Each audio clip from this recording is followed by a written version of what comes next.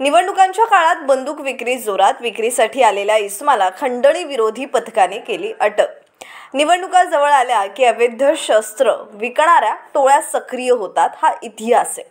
बिहार, उत्तर प्रदेश या राज्यातून अनेक दलाल शस्त्र विक्रीसाठी मुंबईत येतात। ठाणे पोलिसांच्या खंडणी विरोधी पथकातील विशेष कृती दलाच्या अधिकाऱ्यांना देखील अशीच एक गुप्त माहिती प्राप्त झाली। एक व्यक्ती अशा प्रकारे शस्त्र विक्रीसाठी ठाण्यातील राबोडी भागात येणार असल्याच्या बातमीने सतर्क झालेल्या पोलिसांनी सापळा रचला व शंभू सुरेश महतो या 35 वर्षीय शस्त्र विक्री करणाऱ्याला रंगेहात पकडला। ती घेतली असता त्याच्याकडे 4 पिस्तॉल, 2 गावठी कट्टे, 1 मॅगझिन व त्याचबरोबर 18 जिवंत काडतुसे असा एकूण 3,40,000 रुपये किमतीचा शस्त्रसाठा हस्तगत करण्यात आला। महतो हा सध्या विक्रोळी इथे राहत असला तरी तो मूळचा बिहारचा रहिवासी असून त्याने तिथूनच ही शस्त्रे आणल्याचं पोलीस तपासात निष्पन्न झालंय। त्याने ही शस्त्र कुठून आणली आणि कोणाला विक्री करणार होता याचा तपास पोलीस करतायत। आरोपीवर याआधी खुनाचा गुन्हा दाखल असून त्याने तब्बल 11 वर्षांचा तुरुंगवास देखील भोगलाय। सध्या तो जामिनावर बाहेर आला होता। आगामी लोकसभा निवडणुकांच्या पार्श्वभूमीवर अशा प्रकारे शस्त्रसाठा मुंबईत येणं ही अत्यंत चिंतेची बाब असल्याचं पोलिसांनी सांगितलंय। इलेक्शन आचारसंहिता लागल्यापासून जवळजवळ 15 वेपन क्राईम ब्रँचने या ठिकाणी हस्तगत केलेले आहेत। बाकीचे आपण कमिशनरेट लेवलला किती झालेले आहेत हे आपण माहिती घेऊन आपल्याला देऊ। सर, पंजाबवरून दुसरा इलेक्शनच्या अनुषंगानं जी काय आपण वेपनच्या विरुद्ध कारवाई करत होतो त्या अनुषंगानं गुन्हे शाखा घटक 5 यांनीही यांचे वरिष्ठ पोलीस निरीक्षक विकास घोडके आणि त्यांच्या टीमने त्यांना माहिती होती की एका ठिकाणी वेपन विक्री करता एक आरोपी येत आहे। त्यांनी ट्रॅप आयोजित केला आणि त्यामध्ये शेरबहादूर नवबहादूर काटकी राहणार चंदीगड हा आरोपी त्याच्यामध्ये अरेस्ट करण्यात आला। याच्याकडूनही 2 पिस्टल आणि 4 राऊंड याच्यामध्ये हस्तगत करण्यात आलेले आहेत। हे जे वेपन आहेत हे प्राथमिक तपासामध्ये यूपीमधून आणलेले आहेत असं प्राथमिक तपासामध्ये रिव्हील होत आहे। तर याच्यामध्ये सुद्धा वाघळे इस्टेट पोलीस स्टेशनमध्ये आर्म्स ॲक्ट खाली गुन्हा दाखल करण्यात आलेला आहे आणि त्याचाही तपास चालू आहे। त्याच्यामध्ये आणखीनही काही वेपन मिळण्याची शक्यता आहे, आणखीनही काही आरोपी त्याच्यामध्ये निष्पन्न होण्याची शक्यता आहे।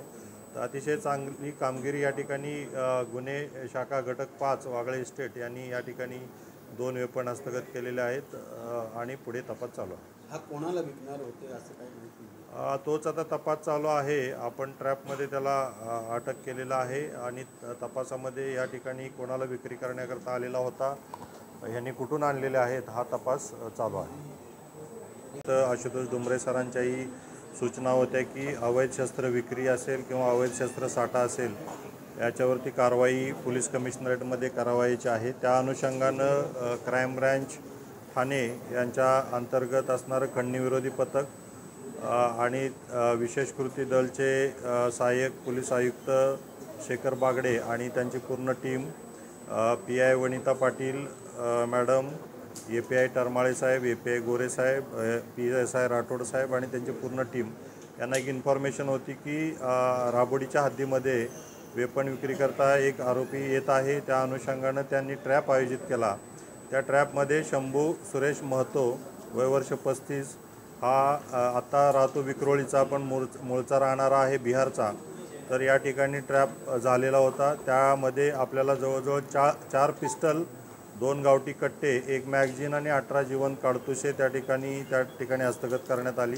याची जवळजवळ किंमत 3,40,000 याची किंमत आहे टोटल।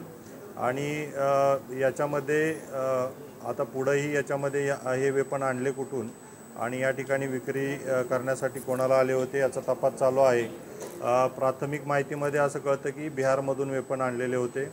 तर अतिशय चांगलं काम इलेक्शनच्या पार्श्वभूमीवर असेल क्राईम ब्रँचनं खंडणी विरोधी पथकाने या ठिकाणी केलेलं आहे आणि पुढील काही माहिती आहे त्या अनुषंगानं पुढील आरोपी आपण याच्यामध्ये अरेस्ट करणार आहे आणि याच्यामध्ये आणखीन काही वेपन मिळतात का त्याचाही तपास चालू आहे।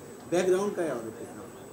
हा जो आरोपी आपण शंभू सुरेश महतो जो आपण यामध्ये जो विक्री करताना वेपन पकडलेला आहे हा जुना खुनाच्या गुन्ह्यामध्ये जेलमध्ये होता. 11 वर्ष शिक्षा भोगून हा बाहेर बेलवरती सध्या आलेला आहे आणि बाहेर बेलवरती असताना अशा पद्धतीचा हा ट्रेड करताना वेपनचा ट्रेड करताना आपल्याला मिळून आलेला आहे.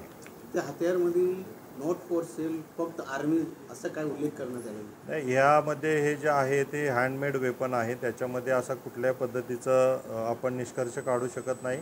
हे जे मार्क्स असतात हे वेगवेगळ्या विक्री करण्यासाठी वेगवेगळ्या पद्धतीचे वेपन तयार केले जातात. त्या अनुषंगानं ते ट्रेडमार्क त्याच्यावरती सेट करतात. बाकी कुठलंही याच्यामध्ये असं आपल्याला सांगता येणार नाही. त्या विष्णवी गँगचं फायरिंगचं धमकी फोन येतात काय त्यांचं रिलेटेड काय निश्चित स्वरूपामध्ये याच्यामध्ये इंट्रोगेशनमध्ये असा कुठलाही अँगल याच्यामध्ये रिव्हील होत नाही आहे. असं कुठलाही त्या गँगशी किंवा इतर गँगशी हा प्युअरली ट्रेड करण्यासाठी विक्री करण्यासाठी आणि त्याच्यामधून पैसे मिळवणे हा उद्देश असणारा हा आरोपी या ठिकाणी आम्हाला मिळालेला आहे. पंजाबचा जो आहे तो त्याचा